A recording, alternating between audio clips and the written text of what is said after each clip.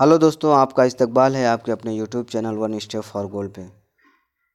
दोस्तों, 8 दिसंबर को जो सीटेट का पेपर हुआ था, 8 दिसंबर 2019 को, उसी का प्राइमरी का जो दूसरी ज़बान उर्दू है, उस पेपर को ऑफिशियल आंसर की के साथ पूरा हल है। और जहाँ पे ज़रूरत पड़ेगी उसकी वजाहत भी की जाएगी। दोस्तों, आप ज़्यादा से ज़्यादा इसको शेयर करिए, लाइक करिए, ताकि उन लोगों तक ये पहुँचे जिनको उर्दू ज़बान थोड़ा मुश्किल आ जाती है। दोस्तों देखिए, कंपटीशन 5 से 10 क्वेश्चन पे होता है, और जिनका 22 से 20-22 तो अमूमन आ ही जाता है। इसको थोड़ा सा अगर आप तवज्जो दें, थोड़ी सी तवज्जो दें, तो आपका 30 में 30 उर्दू में नंबर आ सकता है। बहुत आसान लैंग्वेज है, समझ सिर्फ पढ़ना आता है तो इंशाल्लाह आपको ज़्यादा से ज़्यादा नंबर आ सकते हैं। दोस्तों, पेपर पहला इसका प्राइमरी का अपलोड हो चुका है, ये दूसरा पेपर है। दोनों पेपर को पढ़िए, पढ़ के देखिए कि क्या मुश्किल आ रहा है। जो आपको आसान लगे उस ज़बान का आप इंतखाब करिए सीटेट में। दोस्तों देखते हैं, इसमें अक्सर गलतियां हो जाती हैं, इसको आप ज़रूर पढ़िए, पढ़ के तभी गोला भरिए आप। देखिए, उम्मीदवार सवालों के जवाब हिस्सा 5 सवाल नंबर 121 था 150 सिर्फ तभी देंगे अगर उन्होंने ज़बान सेकंड का ऑप्शन उर्दू चुना हो। अब दोस्तों आगे देखते हैं। उम्मीदवार सवालों के जवाब हिस्सा 5 सवाल नंबर 121 था 150 सिर्फ तभी देंगे अगर उन्होंने ज़बान सेकंड ऑप्शन उर्दू चुना हो। देखिए दोस्तों, दो दो जगह दिया होता है, इस अक्सर इसमें गलतियां हो जाती हैं अगर तवज्जो नहीं देते। उर्दू की जगह हिंदी या इंग्लिश, इस तरीके से कन्फ्यूज़न में हो जाता है। दोस्तों पहली बार जो देता है उसके लिए और ज़्यादा मुश्किल हो जाता है। दोस्तों क्वेश्चन की तरफ आते हैं। इसमें 15 नंबर इक़्तिबास से होते हैं और 15 नंबर पेडागोगी का होता है। तो इक़्तिबास को पहले ही बता चुका हूँ। हल करने के लिए आप सबसे पहले क्वेश्चन को पढ़िए, उसके बाद उसके आंसर को पढ़िए, ताकि उसका आंसर आपके जहन में टैली करता रहे, ताकि उस ज़्यादा से ज़्यादा सही हुए, गलत होने का कोई इम्कान ना हो। दोस्तों हिदायत देखिए, नीचे दी हुई इबारत को पढ़िए और दिए गए मुतबादिल में से किसी एक मुनासिब तरीन मुतबादिल का इंतखाब कीजिए। अब सवाल नंबर 121 था 128 से हम जल्दी जल्दी इक़्तिबास को पढ़ लेंगे। दोस्तों इसको बहुत ध्यान से देखिएगा, इसको हल करिएगा, ख़ुद से हल करने की कोशिश भी करिएगा इसको, ताकि आपके इसमें नंबर बिल्कुल ज़ाय ना हो। इस सवाल को पढ़ते हैं दोस्तों। इंसान अपनी जिस्मानी और ज़हनी मेहनतों मशक्क़त के बाद आराम का तालिब होता है, इसलिए वो या तो कहीं तफरीह के लिए जाना पसंद करेगा या फिर कोई फ़िल्म वगैरह देखेगा। उनके अलावा कुछ आदतें भी अपना लेता है, जैसे पान खाना, सिगरेट, बीड़ी और सिगार पीना, फिर शराब पीना। सिगरेट और बीड़ी वगैरह तंबाकू से तैयार किए जाते हैं। तंबाकू के पत्तों में वह एक मादा निकोटीन होता है जो कि आज़ाबी निसाब में हिजान पैदा करता है। सिगरेट, बीड़ी, सिगार के धुएं में निकोटीन के अलावा कार्बन मोनोऑक्साइड गैस भी पाई जाती है। सिगरेट नोशी में सिर्फ दिल की बीमारी ही नहीं होती, बल्कि फेफड़ों के लिए भी ये सबसे ज़्यादा नुकसानदेह है। सिगरेट सिर्फ इसके पीने वालों को ही नुकसान नहीं होता, बल्कि अतराफ़ में जो लोग होते हैं उनको भी उतना ही नुकसान पहुंचता है। दोस्तों आप क्वेश्चन की तरफ आते हैं। 121 नंबर क्वेश्चन है, ख़ास का मुतज़ाद क्या होगा? ऑप्शन सेकंड सही है, आम। सिगरेट और बीड़ी किससे तैयार किए जाते हैं? तो तंबाकू के पत्तों से तैयार किए जाते हैं। ऑप्शन 4 इसका सही है। इंसान कब आराम का तालिब होता है? तो जिस्मानी और ज़हनी मेहनत व मशक्क़त के बाद इंसान आराम का तालिब होता है, यानी ऑप्शन सेकंड इसका सही है। दोस्तों 124 नंबर क्वेश्चन है, निकोटीन इंसान के किस निज़ाम में हिजान पैदा करता है? तो इसका ऑप्शन थर्ड सही है, आसाबी निज़ाम में। दोस्तों 125 नंबर क्वेश्चन देखते हैं, कार्बन मोनोऑक्साइड गैस किस में पाई जाती है? तो इसका ऑप्शन 4 सही है, सिगरेट, बीड़ी और सिगार के धुएं में। दोस्तों 126 नंबर क्वेश्चन देखते हैं, जिस्म के किस हिस्से के लिए सिगरेट नोशी सबसे ज़्यादा नुकसानदेह है? तो ऑप्शन ए सही है, फेफड़ों के लिए। दोस्तों 127 नंबर क्वेश्चन देखते हैं, सिगरेट के धुएं से अतराफ के लोगों को क्या पहुंचता है? तो ऑप्शन सेकंड सही है, नुकसान पहुंचता है। नुकसान की जमा क्या है? नुकसानात। अब दोस्तों आगे आते हैं। देखिए दूसरा भी इक़्तिबासी है। हिदायत, नीचे दी हुई इबारत को पढ़िए और दिए गए मुतबादिल में से किसी एक मुनासिब तरीन मुतबादिल का इंतखाब कीजिए। सवाल नंबर से 129 था 135। इक़्तिबास को पढ़ लेते हैं, उसके बाद उसके सवालात को हल करते हैं। मौलाना अबुल कलाम आज़ाद हमारे मुल्क के उन रहनुमाओं में हैं जिन पर हिंदुस्तान हमेशा नाज करेगा। वो बचपन से बहुत ज़हीन थे, उनका हाफिज़ा भी गज़ब का था। जो किताब एक बार नज़र से गुज़र गई, जो शेर एक बार कान में पड़ गया, वो उम्र भर के लिए याद हो गया। लिखते, तहरीर करते वक्त, बातें करते वक्त वो बड़ी आसानी से किताबों का हवाला देते थे। मौलाना आज़ाद ने सिर्फ 15 बरस की उम्र में लिसानुस्सिद्क़ का नामी पर्चा जारी किया। लोग उन अखबार में उनके मज़ामीन पढ़ते तो यही समझते कि उनका लिखने वाला कोई बुज़ुर्ग आलिम है। उन्होंने अपने हमवतनों में आज़ादी की रूह फूँकने के लिए अखबार जारी किया, अपने मज़ामीन के ज़रिए लोगों में आज़ादी की तड़प पैदा की। जब हिंदुस्तान आज़ाद हुआ तो उन्हें आज़ाद हिंदुस्तान का पहला वज़ीर तालीम बनाया गया। दोस्तों क्वेश्चन देखते हैं। 129 नंबर क्वेश्चन है, आज़ादी का मुतज़ाद क्या होगा? तो ऑप्शन थर्ड सही है, गुलामी। मौलाना अबुल कलाम आज़ाद बचपन में कैसे थे? ज़हीन थे। ऑप्शन थर्ड इसका सही है। दोस्तों उन्होंने किस उम्र में लिसानुस्सिद्क़ का पर्चा जारी किया? तो अभी हमने पढ़ा 15 साल की उम्र में, तो चौथा ऑप्शन सही है, 15 बरस की उम्र में। दोस्तों 132 नंबर क्वेश्चन देखते हैं, वो किताबों के हवाले कब देते थे? तो ऑप्शन सेकंड इसका सही है, लिखते, तहरीर करते वक्त और बातें करते वक्त। दोस्तों 133 नंबर क्वेश्चन देखते हैं, मौलाना अबुल कलाम आज़ाद के मज़ामीन अखबार में पढ़ते वक्त सब क्या समझते थे? तो इसको देखते हैं। ऑप्शन फोर सही है इसका, लिखने वाला कोई बुज़ुर्ग आलिम है। दोस्तों 134 नंबर क्वेश्चन देखते हैं, आज़ादी के बाद उनको आज़ाद हिंदुस्तान का क्या बनाया गया? तो उनको पहला वज़ीर तालीम। ये बहुत आसान है, सभी जानते हैं, सेकंड ऑप्शन इसका सही है। मजमून की जमा क्या होगी? तो ऑप्शन सेकंड इसका सही है, मज़ामीन। क्वेश्चन देख के दोस्तों आपको समझ में आ रहा होगा कि बहुत ज़्यादा मुश्किल नहीं होता, 30 में 30 लाना कोई बहुत बड़ी बात नहीं है उर्दू में। हिदायत, नीचे दिए हुए सवालों को पढ़िए और दिए गए मुतबादिल में से किसी एक मुनासिब तरीन मुतबादिल का इंतखाब करिए। दोस्तों 136 से लेकर 150 तक पूरे 15 नंबर क्वेश्चन है। ये पेडागोजी के हैं, बहुत आसान है। दोनों पेपर अपलोड, एक पेपर अपलोड है, ये दूसरा भी अपलोड हो रहा है। और दोस्तों दोनों पेपर को फर्स्ट लैंग्वेज सेकंड लैंग्वेज को पढ़िए, पढ़ने के बाद देखिए कौन सा पेपर आसान आपको सही लगता है, उसका आप ज़बान का इंतखाब करिए ताकि ज़्यादा से ज़्यादा नंबर। दोस्तों लोगों को शिकायत रहती है कि 5 से 10 नंबर में कि इस 2 नंबर 4 नंबर की वजह से हो गया। दोस्तों उर्दू ऐसी ज़बान है जिसमें से आपकी ये शिकायत दूर हो सकती है। बस एक बार आप इसको ज़रूर देखिए, देखने के बाद जाइए, और सारे मवाद तैयार किए जा रहे हैं, बस एक बार आपको देखने की ज़रूरत है। इंशाल्लाह 30 में 30 नंबर ज़रूर आ जाएंगे, बस थोड़ा सा वक्त दीजिएगा, इंशाल्लाह आपकी सारी मुश्किल हल हो जाएगी। 136 नंबर क्वेश्चन है, पोर्टफोलियो किसकी मिसाल है?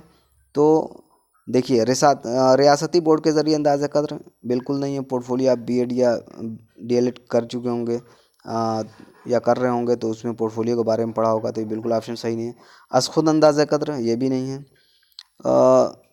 थर्ड उस्ताद के ज़रिए अंदाज़ कद्र, तो देखिए दोस्तों सेकंड और थर्ड दोनों ऑप्शन। फोर्थ में दोनों ऑप्शन को समझ दिया गया है, यानी एक देखिए खुद और उस्तादों के ज़रिए अंदाज़ कद्र, तो दोनों के ज़रिए अंदाज़ कद्र होता है, इसका चौथा ऑप्शन बिल्कुल सही है।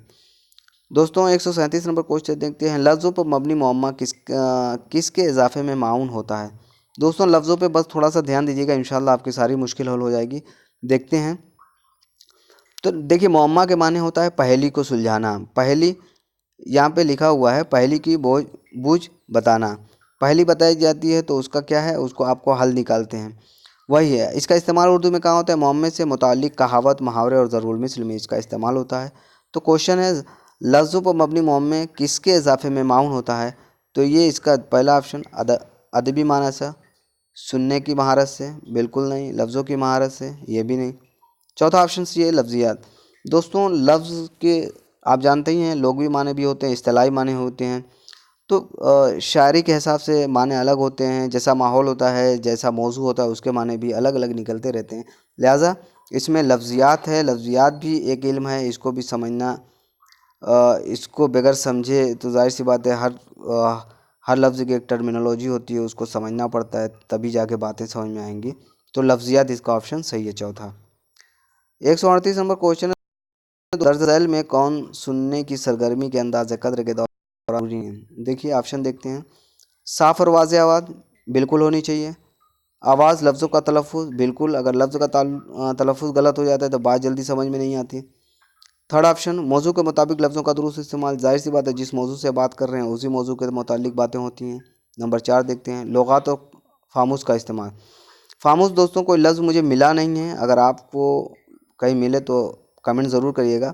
मुझे लगता है कि ये कामूस है। यहाँ पे एक नुक्ते की कमी है, कामूस है जिसके माने लुग़त के होते हैं। लुग़त और कामूस का इस्तेमाल, कोई जब बात कर रहा हो आपसे, जैसे मैं आपसे बात कर रहा हूँ, मैं आपको बता रहा हूँ, तो ये तो है नहीं कि मैं डिक्शनरी खोल के बैठा हुआ हूँ या डिक्शनरी देख के मैं आपसे बातें कर रहा हूँ, ऐसा तो नहीं है। बगैर डिक्शनरी की बातें होती हैं। तो ये है इसका अंदाज़ा कद्र के दौरान ज़रूरी नहीं है तो क्या, लुगात और कामूस का इस्तेमाल। ये चौथा ऑप्शन बिल्कुल सही है। दोस्तों 139 नंबर क्वेश्चन देखते हैं। ज़बान के हरूफ को आवाज़ के साथ मिलाकर पढ़ने की तदरीस का एक स्पेस है, तरीका है। इसका ऑप्शन जो है थर्ड सही है, सौती तरीका। देखिए आप जब प्राइमरी में उर्दू पढ़ाते हैं बच्चों को तो क्या करते हैं कि पहले हर्फ बताते हैं, अलिफ बा ता सा जिम, हर्फ सिखा दिया आपने। अब उन हर्फों को जोड़ के लफ्ज़ बताते हैं। तो क्या लफ्ज़ की अदायगी को बताने के लिए बच्चों को तेज़ आवाज़ में, सौत का मतलब आवाज़ होता है, तो तेज़ आवाज़ बुलंद आवाज़ में उनसे अदा करवाते हैं ताकि लफ्ज़ों की सही अदायगी उनसे हो सके। फिर उन लफ्ज़ों को जैसे नू है, गाफ है, रे है, मिला के नगर पढ़ दिया, काफ है, लाम है, मीम है, इन तीनों को मिला के कलम पढ़ दिया। तो इस तरीके से सौती तरीका यही होता है दोस्तों। बाद में दोस्तों इस सारे तरीक़ों की एक पूरी एक सीरीज़ होगी, उसको देखिएगा आप, इंशाल्लाह पूरे के पूरे क्वेश्चन सही होंगे। अगला क्वेश्चन देखते हैं 140। दरसी किताब से परे जाने का मतलब क्या है। जैसे दरसी का किताब आप पढ़ा रहे हैं तो उससे आप बाहर चले गए, मिसालों के ज़रिए से या अपनी कोई रियल स्टोरी सुनाने लगे बच्चों को कहानी से मुताल्लिक, तो क्या दरसी किताब से परे जाकर बच्चों को मज़ीद गरा बार ना करना बिल्कुल गलत है। सेकंड ऑप्शन देखते हैं, दरसी किताब के अलावा इजाफी तदरीसी मवाद फराहम करना। थर्ड ऑप्शन देखें, दरसी किताब को नज़रअंदाज करना, उससे परे जाना, बिल्कुल गलत। मालूमात को दरसी किताब पर मज़कूर करना, सिर्फ मालूमात के लिए दरसी किताब नहीं होती दोस्तों। सेकंड ऑप्शन इसका बिल्कुल सही है, दरसी किताब के अलावा इजाफी तदरीसी मवाद फराहम करना। दोस्तों ये आप किसी भी स्टेट में हों, आप अगर उर्दू की तालीम दे रहे हैं, उस इलाके से ही बच्चों को प्रीवियस नॉलेज, साबका मालूमात से चीज़ों को जोड़ के पढ़ाई जाती है। आप जब लेसन प्लान के ज़रिए से पढ़ाते हैं तो सारी चीज़ें फॉलो होती हैं। तो दरसी किताब जब पढ़ा रहे होते हैं तो आप रियल स्टोरी हो या कोई ऐसा वाक़या हो जिनसे कुछ नसीहत मिलती हो तो बच्चों को उस कहानी के ज़रिए से जोड़ के बताते ताकि वो चीज़ें जल्दी से समझ सकें। तो दोस्तों सेकंड ऑप्शन इसका बिल्कुल सही है। 141 नंबर क्वेश्चन दोस्तों देखते हैं। उस्ताद तीसरी जमात के तलबा को लफाफा बनाने के बारे में हिदायत दे रहा है, बच्चे उसको हिदायत पर अमल करते हैं। देखिए बच्चे सवाल नहीं कर रहे हैं, उस्ताद बता रहा है, बच्चे सुन रहे हैं। इस तरह की सरगर्मी ज़बान के क्लास में बच्चे के लिए माऊन होती है। ऑप्शन देखते हैं इसका, तख्लीकी महारत में इजाफा करने के, लिखने की महारत में इजाफा करने से। दोस्तों लिखने की कोई बात नहीं हो रही है, लिहाजा ऑप्शन नहीं हो सकता। बोलने की महारत में इजाफा करने की, सिर्फ टीचर बोल रहा है, तलबा नहीं बोल रहा है, तलबा पैसुलर नहीं है यहाँ पे। चौथा ऑप्शन सुनने की महारत में इजाफा, बच्चा देखिए जब तक लिफाफा बनाने की तरतीब को गौर से सुनेगा नहीं दोस्तों, तब तक वो लिफाफा नहीं बना पाएगा। तो इसका चौथा ऑप्शन सही है, सुनने की महारत में इजाफा करना। दोस्तों आगे देखते हैं 142 नंबर क्वेश्चन है। दफ़ा 343 के मुताबिक आईन हिंद इस्तेमाल के लिए कहता है, क्या कहता है। इसका ऑप्शन नॉलेज बेस है, अंग्रेज़ी बतौर माउन सरकारी ज़बान, पहला ऑप्शन इसका सही है। दोस्तों 143 क्वेश्चन देखते हैं। 10 झैल में से कौन क्लासिकी ज़बान के पैमाने में शामिल नहीं है। दोस्तों देखिए कोई भी ज़बान हो तो एक उसकी तारीख़ होती है, कदीम तारीख़ होती है, उसके मवाद तहरीरी शक्ल में पहले से मौजूद होते हैं। ऑप्शन देख लें तो ज़रूर दोस्तों। ऑप्शन ए कि ज़बान की अपनी तारीख़ी रवायत हो और ये दूसरी ज़बानों से मुस्तार ना हो, पहला ऑप्शन। दूसरा, ज़बान की 1500 से 2000 साल पुरानी तारीख़ तहरीरी मवाद हो, दूसरा ऑप्शन। थर्ड ऑप्शन क्या है, इस ज़बान में कुछ कदीम अदब रज़मिया कलमबंद किए गए हों, ये भी सही है। चौथा ऑप्शन, ज़बान के मुतल्लिक शेड्यूल ज़बानों से ना हो, बिल्कुल सही है दोस्तों, ये ऑप्शन सही है। इसमें पूछा है नहीं, शामिल नहीं है तो क्या है, चौथा ऑप्शन बिल्कुल सही है, ज़बान का ताल्लुक शेड्यूल ज़बानों से ना हो। दोस्तों 144 नंबर क्वेश्चन देखते हैं। आमुज़गार के सुनने की महारत का अंदाज़ा कद्र किया जा सकता है, यानी सीखने वाला जो है उसकी महारत का, सुनने की महारत का अंदाज़ा कद्र किया जा सकता है, कैसे। ऑप्शन एक देखते हैं, उन्हें इल्मी सियाहत के लिए बाहर ले जाना, सुनने की महारत है, इसमें सुनने का कोई ताल्लुक नहीं है। उनके साथ मुतवातिर मश्क और अमल के ज़रिए। तीसरा ऑप्शन देते कहानी सुनाने के बाद तफहीम पर मबनी सवालात। देखिए दोस्तों कहानी जब बच्चों को सुना रहे हैं तो सुनने की महारत का भी अंदाज़ा कद्र कर रहे हैं कि वो बच्चा कितना सुन पा रहा है। उसकी तफहीम समझ कितना पा रहा है, समझने के बाद कितने सवालात क्रिएट कर पा रहे हैं, कितने सवालात करते हैं।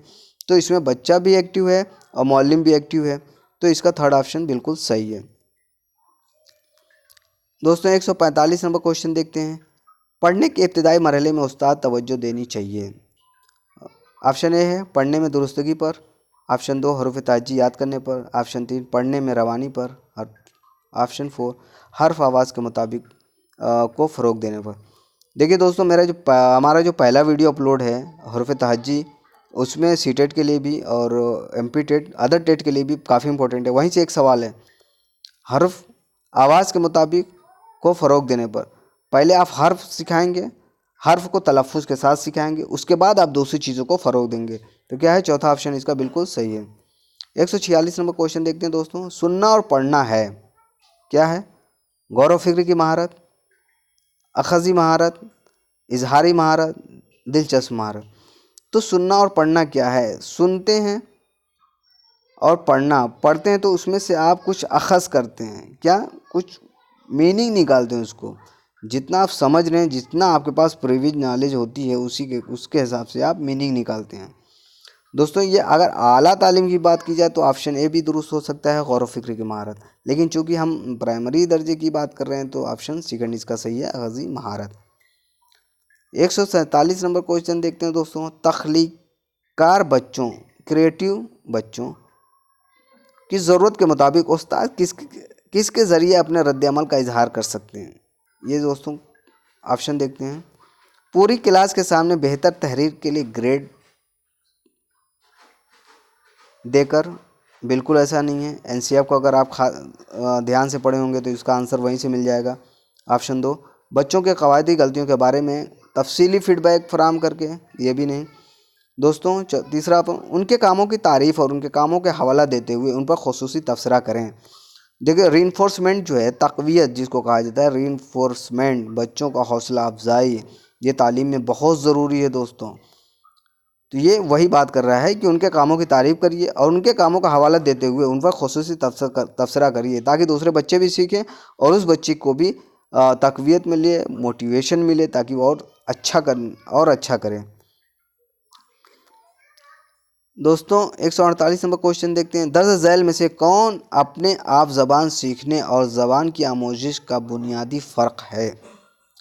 तो देखिए, अपने आप ज़बान सीखना और क्या ज़बान की आमोजिश का बुनियादी फ़र्क है। तो पहले तो आपको ज़बान का ताल्लुक़ माहौल से है, जैसा आपको माहौल मिलेगा आप वैसी ज़बान सीखेंगे। तो ज़बान से साबिक़ा, किस ज़बान से पहले मादरी ज़बान आप जानते होंगे, उसी के ज़रिए से आप दूसरी ज़बान दोस्तों सीखेंगे। तो क्या है, ऑप्शन थर्ड इसका बिल्कुल सही है। 149 नंबर क्वेश्चन है। बतौर माखज़ मादरी ज़बान के इस्तेमाल के बारे में झैल में दिया गया कौन सा बयान दुरुस्त नहीं है? दोस्तों बहुत इंपॉर्टेंट क्वेश्चन है, कई बार आया हुआ है, जितनी बार सीटेट होता है उतनी बार ये क्वेश्चन आया हुआ है, चाहे हिंदी हो, चाहे इंग्लिश हो, चाहे उर्दू हो। ऑप्शन 1 देते हैं। ये दूसरी ज़बानों को नज़रअंदाज करने में माउन होती है। देखिए, तो रोकना नहीं है किसी चीज़ से। बतौर माखज़ मादरी ज़बान के इस्तेमाल के बारे में झैल में दिया गया कौन सा बयान दुरुस्त नहीं है? अगर कोई एक स्कूल में कई माहौल के बच्चे आते हैं, मुख्तलिफ़ ज़बानों के भी बच्चे, तहज़ीब के बच्चे आते हैं, अगर वो अपनी ज़बान इस्तेमाल कर रहा है तो उसको रोकना नहीं है दोस्तों, बल्कि उसके ज़रिए से दूसरों बच्चों को भी इस्तेफ़ादा होगा, यानी फ़ायदा हासिल होगा कि वो उससे नई चीज़ें सीखेंगे, उसकी हौसला अफजाई करनी चाहिए और उसको उस ज़बान की हौसला अफजाई करते हुए आपको जिस ज़बान में तालीम दे रहे हैं उस तालीम को, उस ज़बान को उसको सिखाना चाहिए दोस्तों। दूसरा ऑप्शन भी देख लेते हैं। ये बच्चों में आमुज़गार गौर व फिक्र और मुतबादिल ख्याल में माउन होती है, बिल्कुल सही है। थर्ड ऑप्शन, यह आमुज़गार के माने अखज़ करने के अमल में मुस्बत रोल अदा करती है। ऑप्शन 4, मादरी ज़बान में हम तदरीसियात मौक़े फ़राहम करती है, अहम तदरीस। तो ये सीटेट के हर क्वेश्चन में तकरीबन हर पेपर में ये क्वेश्चन टकरा जाएगा आपको। ये 3 ऑप्शन दिए होंगे, ये तीनों ऑप्शन हमेशा करेक्ट होते हैं। कहीं पे मिल जाए तो आप इसको देख के थोड़ा सा गौर करके इसको आप सही का ऑप्शन लगा सकते हैं, लेकिन नहीं कहा है तो इसमें पहला ऑप्शन बिल्कुल सही है। दोस्तों 150 नंबर क्वेश्चन है। इब्तदाई सतह पर बच्चे की ज़बान को फ़रोग देने में सबसे अहम क्या है? तो क्या है, अभी मैंने बताया कि ज़बान को सीखने का ताल्लुक़ उसके माहौल से है। तो इब्तदाई सतह पर बच्चे को ज़बान को फ़रोग देने में सबसे अहम क्या है? तो पहला ऑप्शन देखते हैं, बच्चे का अंदाज़ कद्र। पहली इब्तदाई दर्जे में क्या बच्चे का आप अंदाज़ कद्र करेंगे? कवायद का इल्म, कवायद प्राइमरी में सिखाई नहीं जाती है। थर्ड देखेंगे, ज़बान के लिए मुनासिब माहौल। जितना अच्छा आप माहौल बच्चे को दे सकते हैं, आप बच्चे को उतना अच्छा माहौल दीजिए ताकि वो ज़्यादा से ज़्यादा सीख सकेगा, और जैसा माहौल होगा उतनी अच्छी ज़बान, अच्छा माहौल होगा तो अच्छी से अच्छी ज़बान वो सीख सके। दोस्तों, इस वीडियो को ज़्यादा से ज़्यादा लोगों तक पहुंचाइए ताकि जो 2-4 नंबरों से रुक जाते हैं, मैं नहीं चाहता कि वो उर्दू की वजह से उनके ये मसला आए, ताकि उनको ये ना लगे कि उर्दू का मवाद नहीं मिल रहा है। आप लोग शेयर करिए, लाइक करिए, कमेंट करिए, और हमारे हौसला अफजाई के लिए भी आप इसको सब्सक्राइब करिए, शेयर करिए। कुछ भी कमी लगे आपको, आप तो आप बिल्कुल कमेंट करिए, उसको बताइए जो कमी होगी उसको दूर किया जाएगा। मवाद किस पे चाहिए, किस चीज़ पे कंटेंट चाहिए, क्या मुश्किल आ रही है उर्दू में, इंशाल्लाह सारी मुश्किलों को हल किया जाएगा। और जो उर्दू के माहिरीन हैं, जो एजुकेशन में जो प्रोफेसर्स हैं, उनसे मिल के इन सारी चीज़ों के एकदम पैडागोजी उसी तरीके से तैयार की जा रही है जैसा कि एग्ज़ाम में पूछा जाएगा। बिल्कुल उसी के हिसाब से, सवालों के हिसाब से पैडागोजी निकाली जाएगी, नोट्स बनाए जाएंगे, आपको पूरे पढ़ाए जाएंगे, पूरे दिखाए जाएंगे। बस एक बार आप ज़रूर देखिए, इंशाल्लाह 30 में 30 नंबर आ सकते हैं, 28 नंबर, 25 नंबर तो कहीं नहीं गो दोस्तों। थोड़ा सा मेहनत कर लेंगे, 30 में 30 नंबर आ जाएगा। दोस्तों शेयर करिए, लाइक करिए, पूरा वीडियो देखने के लिए दोस्तों आपका बहुत बहुत शुक्रिया।